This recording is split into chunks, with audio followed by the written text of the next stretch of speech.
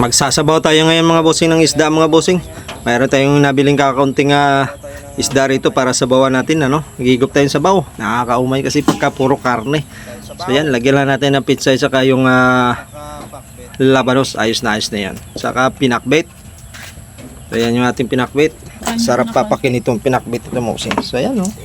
Kumukulo na yung tubig natin dyan mga bossing. Mabilis lang kasi lutuin ito mga ganitong luto rito mga bossing. Pag sa probinsya, simple lang ang luto rito mga bossing. Wala nang maraming mga lamas-lamas yan mga bossing. Kamate, sibuyas, sinbitsin lang yan mga bossing. Ayos na yan. So yan.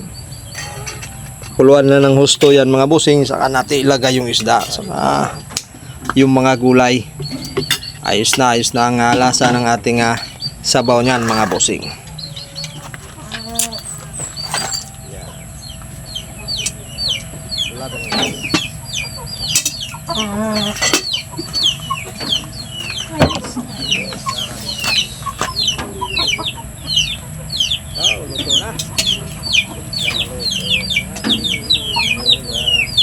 Yan, luto na yung ating sinabawan mga bossing na binili nating maya-maya. Yan, lalagyan natin ng 2 sili, higop tayo sa sabaw.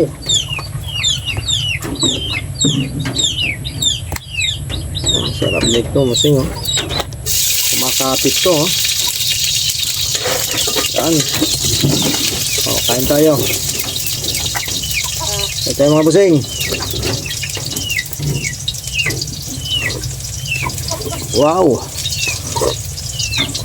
Anghang.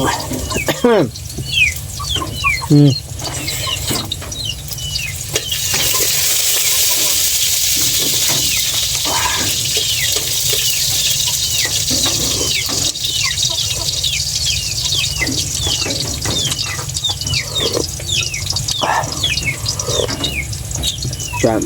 Magsabaw mga bossing, lalagyan ko siya ng pag naggulay ng ganito, lagyan ko siya ng labanos, peksay. Ayos na sa akin to.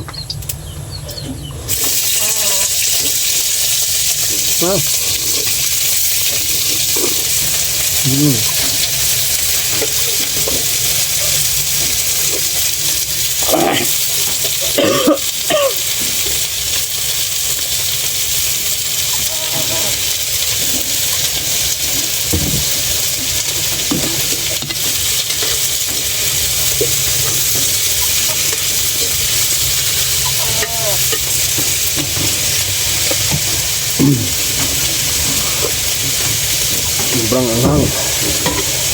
Ang samid.